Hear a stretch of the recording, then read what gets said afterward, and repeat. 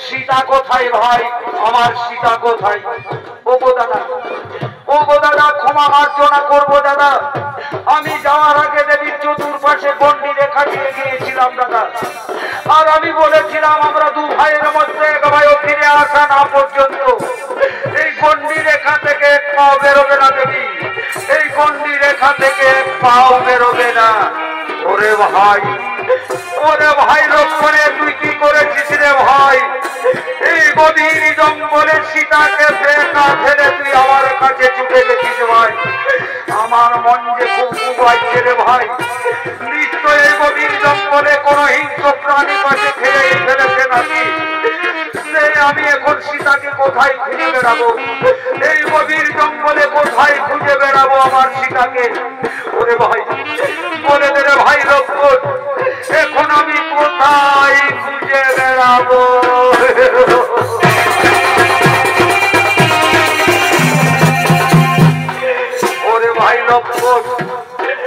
ওরে ভাই লক্ষ্মণ এখন আমি কি করি কি করে আমি কোথায় গেলে সেই সীতাকে খুঁজে পাবো এই তো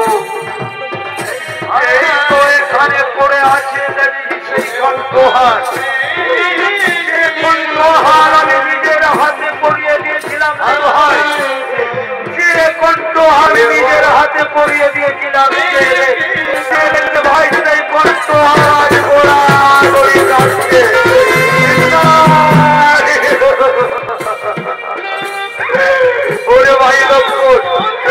ওরে ভাই লক্ষ্মণে কি হলো রে ভাই কোথায় গেলে আমি আমার সীতাকে খুঁজে পাবো এই তো এখানে পড়ে আছে সেই কর্ণপাথা যে কর্ণপাথা আমি নিজের হাতে পরিয়ে দিয়েছিলাম রে ভাই লক্ষ্মণ সেই কর্ণপাথা ঘোরাঘুরি খাচ্ছে ওগো দাদা তুমি যে নররূপী নারায়ণ তোমার কান্না যে আমি আর সহ্য করতে পারছি না দাদা আমি যে তোমার কান্না সহ্য করতে পারছি না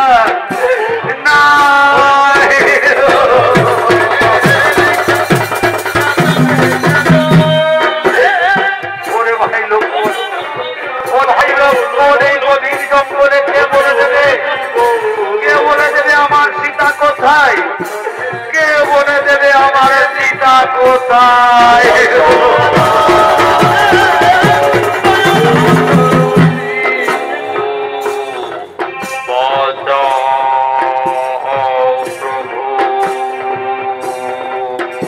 ওরে ভাই লক্ষ্মণ সে যেন বাঁচাও প্রভু বলে চিৎকার করছে হ্যাঁ দাদা আমি তো সেই সত্য বুঝতে পারছি দাদা ওই গভীর জঙ্গলের ভিতর থেকে আসছে। ওরে ভাই লক্ষণ, ওরে ভাই লক্ষণ, তাহলে আর বিলম্ব করবো না, চলো দেখি সেই গভীর জঙ্গলে কে জল বাঁচাও প্রভু, বাঁচাও প্রভু বলে চিৎকার করছে। চলো ভয়ে গিয়ে দেখি সেই গভীর জঙ্গলের দিকে, চলো ভয়ে গিয়ে দেখি সেই গভীর জঙ্গলের দিকে, ভয়ে সেই গভীর জঙ্গলের দিকে। কে তুমি? কে তোমার এই অবস্থা করেছে? ওগো প্রভু, ওগো প্রভু, আমি তোমার পিতার মিত্র প্রভু, আমি জটায়ু। রাবণ রাজা আমার এই অবস্থা করেছে প্রভু, আমায় নিয়ে চিন্তা করতে হবে না প্রভু। এখন তুমি দেবীকে বাঁচাও প্রভু। ওই লঙ্কা অধিপতি রাবণ রাজা দেবীকে হরণ করে নিয়ে গেছে।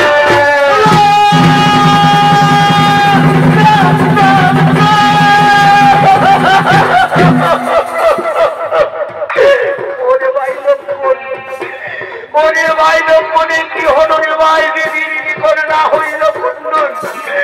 কি করি আমি সেই সাত সমুদ্র 13 নদী পার হয়ে আমি আমার সীতাকে ফিরিয়ে আনবো রে ভাই? বলে দে, বলে দে।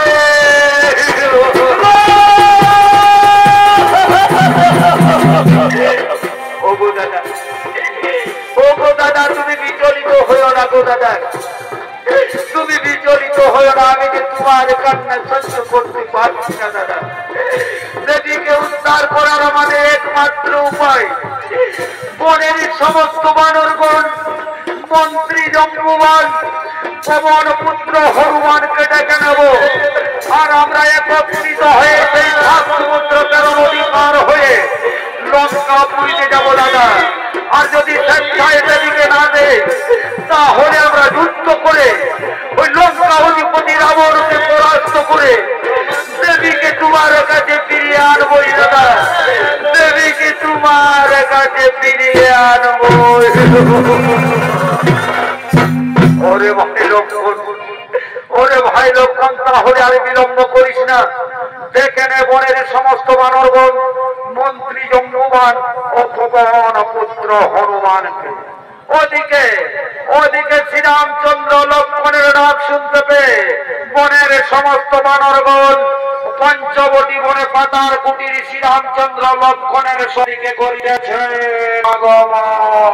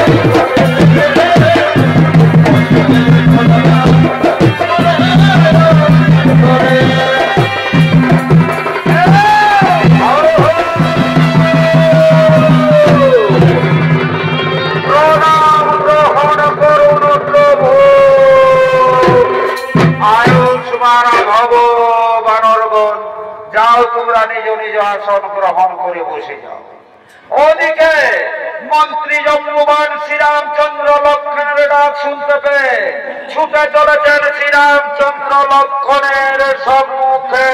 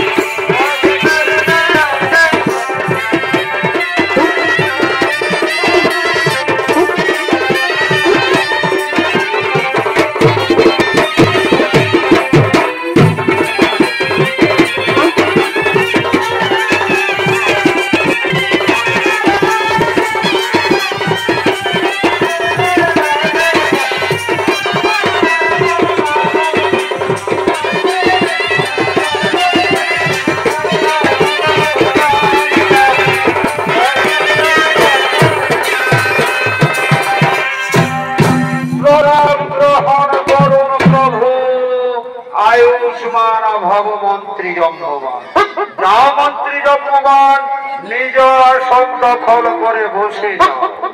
আর ওদিকে কবর পুত্র হনুমান শ্রীরামচন্দ্র লক্ষণের ডাক শুনতে পেয়ে ছুটে চলেছেন শ্রীরামচন্দ্র লক্ষণের সম্মুখে।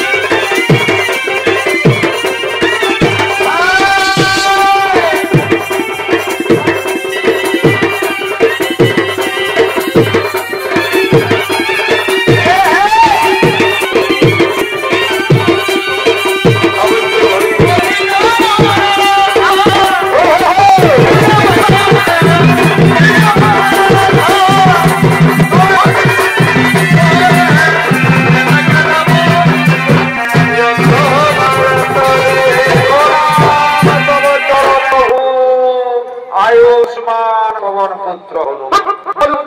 বলুন প্রভু কিসের জন্য আমায় করেছ শরৎ? শোনো পবন পুত্র হনুমান, তোমাদের মাতা জানকীকে